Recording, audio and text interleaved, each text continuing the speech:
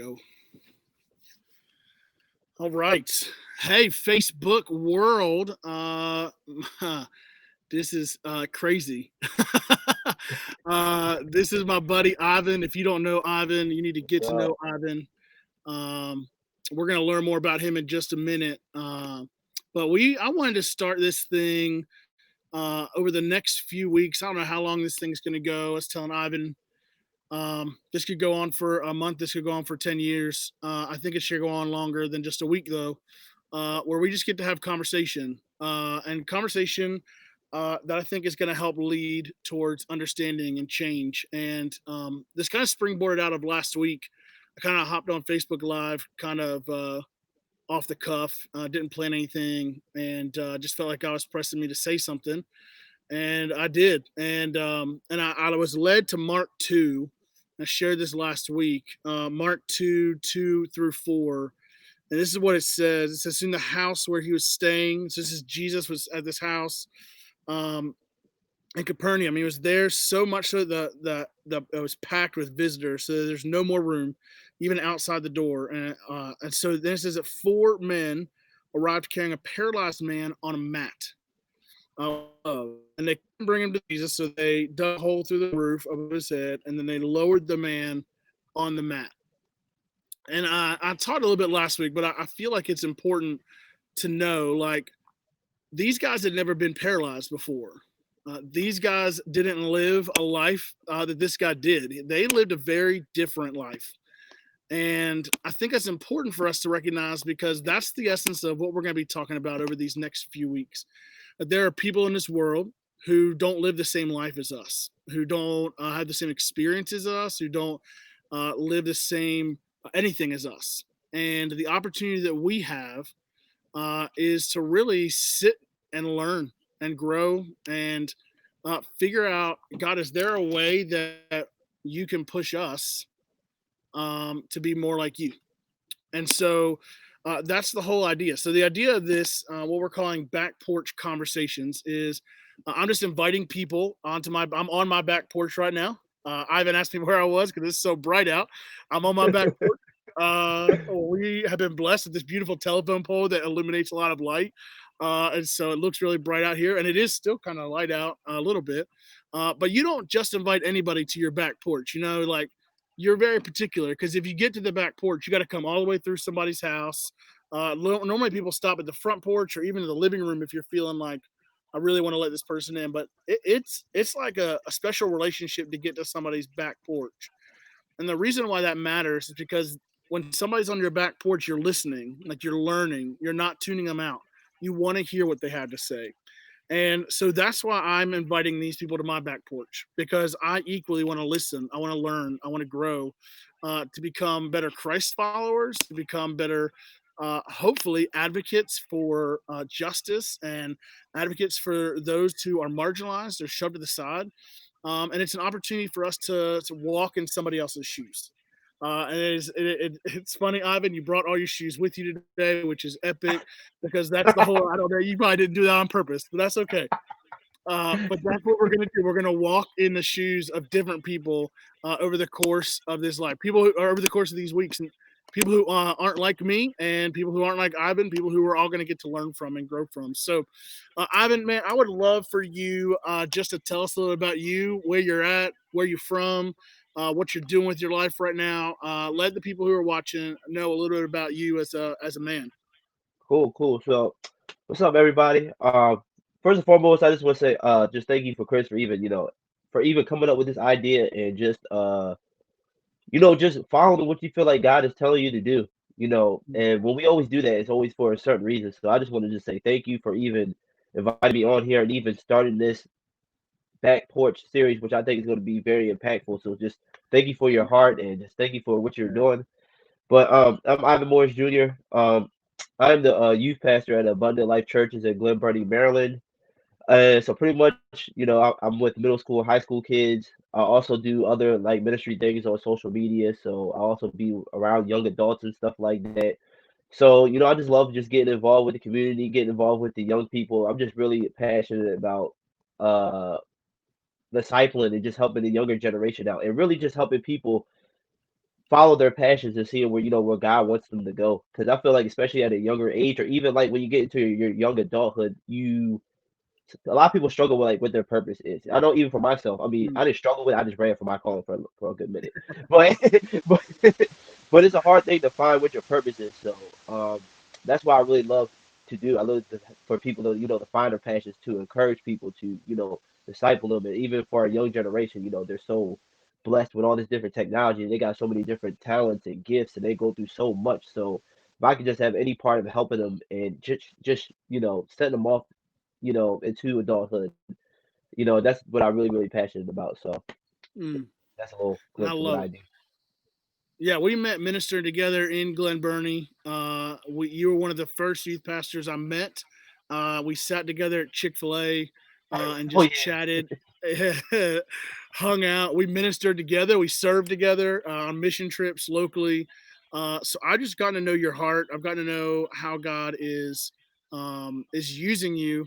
But if I'm honest with myself, the way that I failed you is that I've never just sat down and said, "Hey, man, tell me your story. Tell me what's going on in your world." And that's what I want to do tonight. I want to sit down and just ask you questions and just let you talk and let me listen and learn, if that's cool with you. Obviously it is. You're already here, you already agreed to Yeah, I it, was gonna so say I'm already here now. So I can't go. I can't leave now. Like might as well do something.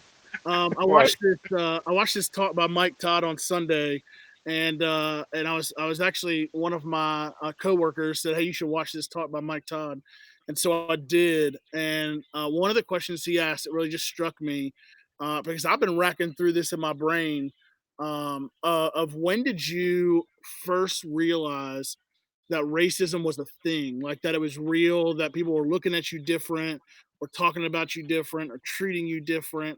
When was it for you that you realized, man, like I'm not like everybody else? So for me, all right. So for me being a black man and in a house where I was raised, with both of my parents, I was taught early about about the history of the country, about slavery and segregation and Jim Crow laws and stuff like that. And my parents pretty much taught me that this is an actual thing. People Mm, will There are gonna be some people out here that's gonna look at you differently or stereotypically because your skin is darker than other people. You know what I mean? Like they already raised me up that way to be conscious about that because if they didn't, I might have been struck by surprise in a certain situation and it could have set me up for whatever situation for a downfall, whatever the case may be.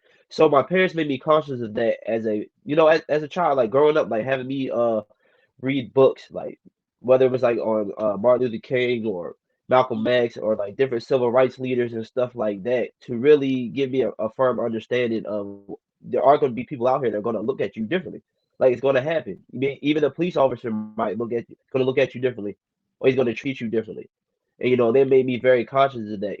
And I'm thankful for that because it's educated me on what is an actual thing out here, what we actually deal with on an everyday basis. yeah. So pretty much, I was raised up to recognize like what racism is. And if I had to think about like a very very first experience of like myself in particular, I would have to say, well, the first thing I kind of heard was like I remember I was probably like 8 years old maybe, and I went to like a Christian school, and there was like and one of my cousins was dealing with I think another white student, and he kept saying like the N word and stuff like that. So that's my first hearing something about that. And then even for like my personal experience, like I'll have some kids come up to me and say, "Oh, you talk well for a black person," Hmm. or like Wow. a white girl will be like, "Oh, you actually look cute for a black guy," or you don't act like a normal black person. So and a lot of people they think it's not racist if you're not like saying the N word. There's Hmm. different ways that what you can say can be racist because it's different because every race has a stereotype, right? We all got different stereotypes of Yeah. different races, right? And honestly, to a certain degree, that's not a bad thing. But the thing is, once you let that stereotype dictate how you treat a person, or Yep. dictate this is what all people are like, or dictate this is exactly what they like, that's when it starts to start into the racism part. Hmm. So for me, it was always those things like, oh, you talk well for a black guy, or Yeah. most people black people don't act like that, or And I realized it right away. I'm like, hold on, that's definitely not a compliment. You know what I mean? That's definitely not Yeah. that's definitely not a Yeah. compliment. Or your name, or you have a white name. You know, like you don't have a typical black. Little stuff like that. Mhm. That was early, like hearing stuff like that Yeah. growing up. So I think I was trying to think back myself because like my history, like we have biracial family in our family. Like people just, mhm. I mean, it didn't matter. Like we were just around our cousins, and they were black and we were white, and like nobody. Right. I never thought anything of it. They didn't think anything of it. Like I don't know, maybe there's that innocence for a little while. I don't know, but I the first time I remember hearing or having that conversation with my parents about it was we were watching a show. I don't remember what the show was off the top of my head right now, but I just remember on the hood of the car was the N word was written out, and it was mind numbing to me. I was like, what is that? What does that word mean? Because I'd Mhm. never heard it before, and my parents are like, oh, let's talk about that. And Right. they actually ended up showing my brother and I watched the movie Roots, which is it's just not the way to introduce somebody to it. Is so graphic and so detailed, but I think it's so eye opening to see just how slavery seriously degraded human life to Right. the point where it was like these are less thans. And it broke my heart in that moment to realize that people thought about other people that way. So I just wonder for you, like within those experiences, how have you like shaped and changed? Because I think sometimes we can have those experiences and change who we are. Like, oh, well, I need to become a different person so that they'll like me now. Have you caught yourself in that moment? I know this wasn't one of my pre-scripted questions for you, but as you're talking, I was like, I wonder has that driven you to say, well, I guess I better be more like this so people will accept me, or or are you like, you know what, people are just gonna either love me or hate me, and I'm just gonna be who I am and be who God's called me to be? Because I think there's some people, if we're honest about it, that are struggling tonight, going, how do I be who God's called me to be when people don't like me that way? So speak into that a little bit. Like, how did you find that freedom to be who you are and not, look at what everybody else is saying about you Right. or to you? That's a wow. That's a great question, honestly, because I felt like that. That's really a great question because I feel like a lot of us we struggle with trying to fit into a certain mold that isn't us so that Hmm. way, so that we can be accepted. And I know early in my life, I definitely struggled with that. And then not even like really with like starting out racially, but like even like like me being premature and like me going through all these birth complications and starting out in life like me not being able to walk and talk properly. Like I had a lot of neighborhood friends used to like call me stupid and dumb and stuff like that. So Hmm. I used to always struggle with like accepted or feel like I need to be accepted and stuff like that. But I got to a point where, I'm so thankful for the parents I did have in my life and early in the life, me giving my life to Christ and understanding, how Jesus views me, how God views me as his creation, as, I am unique, and how much he does love me, how much I do matter. And, because of me going through that early, like I still struggle with, I'm not saying I'm perfect and I still struggle with, doubt and second guessing and all this and that. But because of that, I was always raised to be yourself, to always be Hmm. authentic. Like that's something I always like pride myself on. And it's definitely harder, easier said than done, but at times, I like even though like the fitting with certain white friends, I know sometimes I try not to use a lot of slang, because a lot of like my black friends will use certain slang words and stuff like that. So at Yeah. times I kind of call myself not using as much slang but after a while it's just like I just say forget it. Like, like this is who I am. I like using slang. Like Mm. I can switch it up if I have to, and I know for certain situations you have to. But I was like, after a while, I just said forget it. And it got to a point where like black culture started to get more popular, like as Hmm. far as slang, the way you dress, music, and stuff like that. So after a while, it was like, okay, now even white suburban is starting to like and enjoy this black culture. So after a while, it wasn't even really hard anymore because and at church, I mean, and it was weird because I had to dominate where I had my neighborhood friends. They were like mainly black, and then I went to church and I had a lot of white friends at church. Like I grew up around different like colors of people, and I remember growing up like I had my best friend who would live next door to me at the time was Puerto Ricans, and then we had white people. Mm. So I grew up almost like pretty much in a diverse base But after I gotten older, I started to understand, like, I'm just going to be me. This is who I am. And me being the only black guy, like really a youth group besides like maybe like two others, like most of the, so me talking this thing and dressing a certain way, it was just that black stereotype. But I Yeah. didn't let that like define who I was, even though in their minds I'm not exactly sure what they're actually thinking. But for me, it was just like I'm authentic, I'm genuine, I'm always going to be, who I am, and I'm not, going to change that mold for anybody else. And then really, if anybody else is struggling with that, like just view yourself how other people view you. I'm pretty sure we all hear other people give us compliments about certain things. I think it's really important for us to give ourselves affirmation. And so, Hmm. like, say those things to yourself. Like, I have to do. I ain't gonna- I do it. I have like a self affirmation board in my room where I read it every day. Just to give myself that confidence. Like, I have like, God created Ivan. Ivan is unique.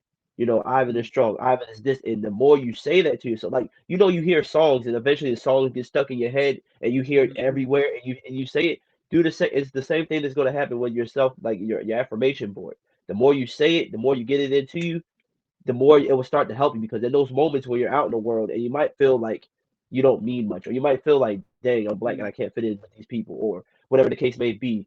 All those times you repeat it will come into your head. It will help you in that moment. So that's how I kind of like, how I kind of deal with it.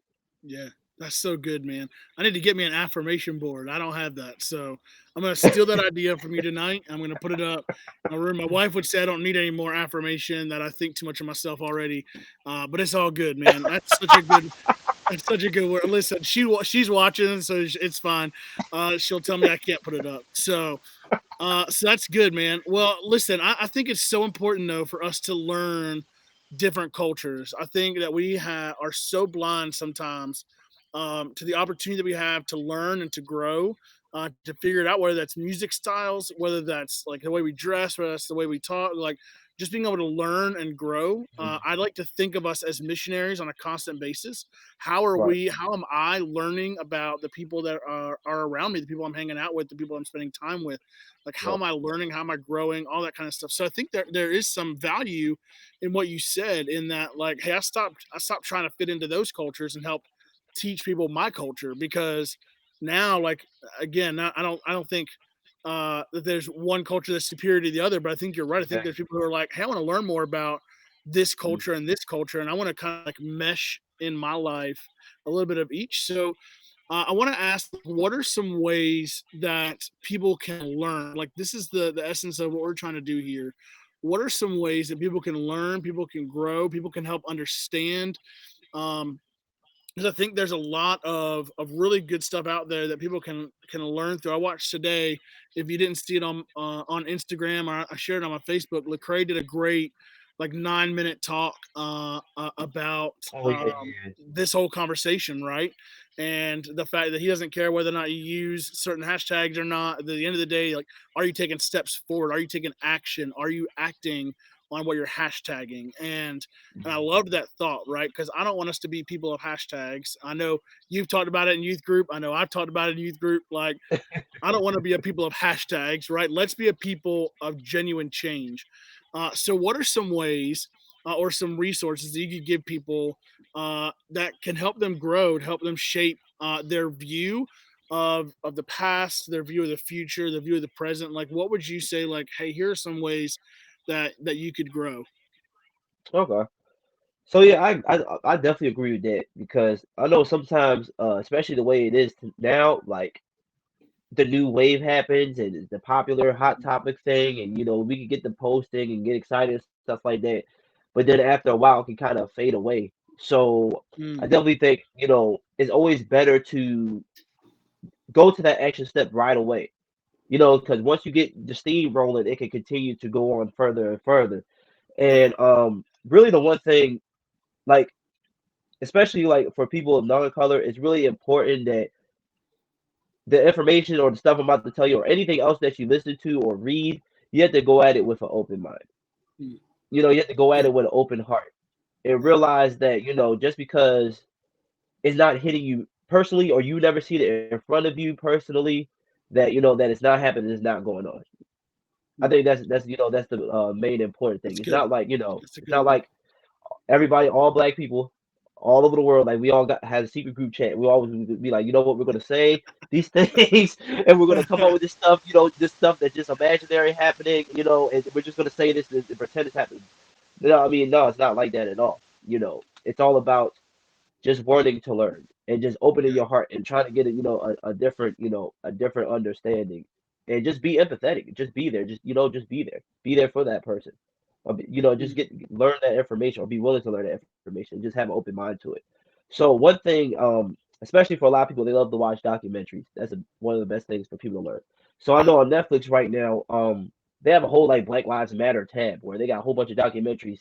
Like one of the biggest ones is the 13th yeah, documentary, so which good. that is It's huge, eye opening. and that's pretty Yeah, much talking about the 13th Amendment, and it's talking about the loophole of the 13th Amendment and how systematic racism using the prison system is started in this country, and it's really deep. It's different perspectives. I'm talking about you have black activists talking about it, you got white people talking. It's literally like it's mm-hmm. a huge documentary. They got a whole tab Good. of documentaries that you can actually learn and actually understand like okay there's actually a lot deep because really it's this is a deep level layer thing that's been happening for years, like a 400-year process to the point that we got to right now. So this is a very Yeah, deep thing.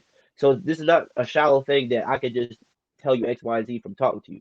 Like you want to have to start reading and start looking into stuff. Another thing you can do, like if you like to read books, and this one's a kind of a long book but it's a good book. There's a book called the New Jim Crow Laws. That's a really okay. good book. It's a long book. Sorry, it's a long book, but it's a very informative book. There's another book called the White Fragility. Oh I yeah, always get right, that word fragility. wrong, Yeah, but that's also yeah, a yeah, really good book as well to read and get more education from. And also like there also like the stuff that people share on social media. yeah. There's a lot of people that have been sharing links. There's a lot of people that have been sharing different posted tabs and stuff like that. It's like instead of just reading the basic of it, actually take the time and read that Yeah, dig whole in. entire thing when it comes to learning. And then honestly, like learn from the people of color that you know and actually have that relationship with. That's good. Because at the end of the day, for a black person, when it comes to like race issues and stuff like that, we're not gonna just come to you. You know what I'm saying? We're not gonna bring that topic up because we don't know how you truly feel. It's not really relatable. You know what I'm saying? Like this is the thing where you're gonna have to take action of a person of non-color and talk to your friend that is black or brown, and you could ask them those questions. You know, as much as we're tired of always talking about this and frustrated and we're drained, these are the conversations we want to have because we just want non-people of color to be empathetic or just to learn or be willing to listen and understand because it's not all about being relatable because Chris is white, I'm black. I can't relate to white people, he can't relate to black people. There's nothing Right. wrong with that. There's nothing wrong with it. There's beauty in our uniqueness and our differences. There's power in Exactly. that. So there's nothing That's wrong with good. that. But it's the fact of you willing to listen, you Mm, willing to sit there and to understand and be empathetic. Like I just think about when Lazarus died and when he was Jesus knew he was going to save Lazarus. He knew it. He knew he was going to save him, but he still wept anyway. He still cried anyway. He still was empathetic and it was for them anyway. So for these situations, that's what black people want. Of white people to understand, just to listen, just to be empathetic, just to do your own research. Because at the end of the day, to really understand something, you have to learn, just like yeah, anything else. Just like when it comes to our walk of faith, like we had to take steps. We had to read the word. We had to read the scripture. We had to take action into it. You just don't be like, okay, I'm a Christian. I know everything. I'm good. I can act. I can serve. I can do all this stuff. No, like you have to put it into action. You're gonna have to read. You have to put in your time and put in that work. And a lot of it is uncomfortable. Like I'm not gonna lie. Like even watching the documentaries and stuff like that, it's gonna be uneasy. It's gonna be uncomfortable because it's gonna be a part of history that you might not like, yeah, or you might be uncomfortable with, or stuff that your ancestors did that you might not be proud of and stuff like that. And honestly, the most uncomfortable and easy stuff is the stuff we need to be engaging in anyway. Those are conversations we need to be engaged in anyway. And that's how black people feel anyway about watching these documentaries. I don't enjoy watching these documentaries at all. Because mm, at the end of the day, like to black people, that's like a horror film. Like there's yeah, a sure. documentary called When They See Us. It's about the Central Park Mm, Five boys that yeah, went to jail and they were falsely accused never of came raping a back. white woman. Yeah, That's like a horror film to us because that could possibly happen to us. It's uneasy. for us, but it's stuff that we still need to learn. So while watching this, I'm going to warn you, you might feel some type of way. And that's a healthy thing. It is. It's a healthy thing, and you have to attack these things that are unhealthy and are uncomfortable to get that proper understanding of it. So really, just go. You can go on Netflix and just look at the whole doc. They got a whole docu series, and really 13th is a really good one to really That's good. understand Yes. the layer problem when it comes to the systematic racism and injustice and how the prison system it's really like deep. It's really thought out, presented like docu series, and they got a whole Mhm. bunch of stuff on there where I think a lot of us, you know, can understand and learn and grow. Because once you have more knowledge about it, then that's we can start to build that understanding and have more of that sympathetic. I mean, that's not sympathetic. I'm sorry, that more empathetic role when it comes to like people of color and have a bigger and large understanding. And like Chris said, this is not going to be something that is overnight. This is not going to be something that's going to happen because this has been happening for generations. So obviously, this problem is not going to it's not going to be resolved overnight. But how we get to change, how we provoke change, and how we get to that point is this conversation right here, like me and Chris talking, and by us, reading, and by us watching these docu series, and by us getting uncomfortable. You know, when God, in order for us to grow, there's a reason why God always continues to push us, continues to make us do things, and how annoying Mhm. it can be. Like, God, I'm tired of being uncomfortable. I'm tired of doing. Can I just be comfortable? But God doesn't let us get comfortable because we don't grow. We will never grow. We will stay stagnant. Being in a stagnant place is not good for us, even though we like it and enjoy it. But once we're uncomfortable, that's how we grow. That's how we get to another status that God can continue to use us. So, That's so good, man. That's so good. Yeah, I've watched as hold on, much why as I I can't hear could. you? Hold on, I can't even hear you. Oh, you can't hear me at all?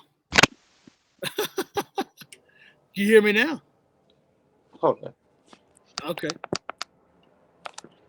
You got me? I hope so. Can you hear you? Can you hear Yeah, me? I can hear you. I can hear I you don't know perfect, why I man. can't hear you. What the heck? I don't know, man. I don't know. Wow, this is Try it again. crazy. There you go. You got me I now? can't hear you at all. Nothing? Man, I don't know if they can hear me on Facebook. Hopefully they can hear me on Facebook. Let me log on. I'm not Is even it logged your on headphones? Facebook. Might be. I'm coming through, I think. I can't hear you at Let me all. see. Let me see. Hold up. Let me turn it up on Facebook. See if I can hear myself. Yeah, we can hear each other. This is great. Thank you for trying this out with me. We're all good, so I'm going to Yeah, talk for a second. I can't hear you. All right, just hold This is crazy. on. Listen, I'll say, I know you can't hear me, but I'm going to keep talking for a second. Yeah, I can't hear you at all. Let me just say there are tons of great resources out there. There are tons of great books. There are tons of great movies, tons of great documentaries. There are tons of great.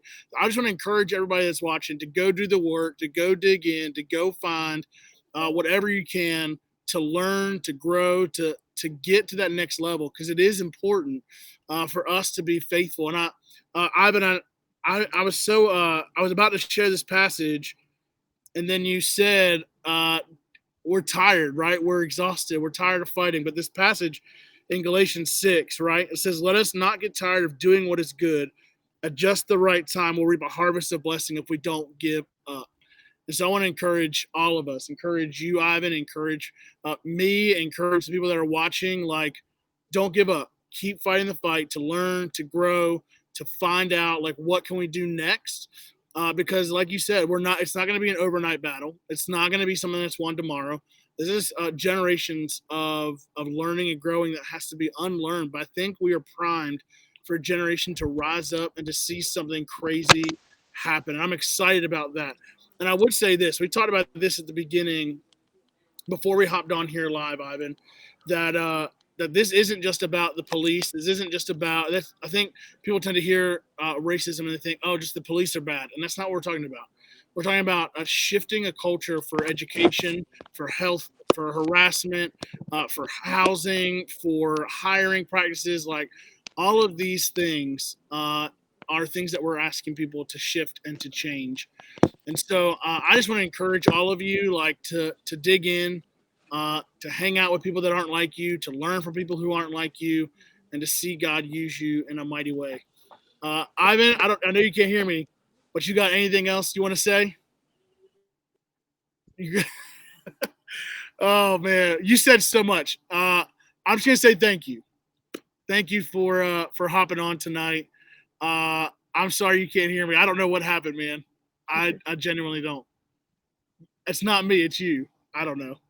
But you can hear me. You can hear me. I can. Yeah. I don't know why I can't hear like I didn't hear anything you just like you said for like the last 2 minutes. I don't know what it That's all is. right. Like it's crazy. And my All right. headphones Well, are saying it's on. I don't know why I can't hear anything you're saying. that's all right. We're gonna sign off. Do you have anything else you want to say before we go away? You can't hear me. It's all right. So you have to Do you, type it in this box, this chat box down here. yeah. Let me do that. Let me do that. Hang on. Hang on. We are. I don't know why I cannot hear anything you say. That's so crazy, man. Okay, okay.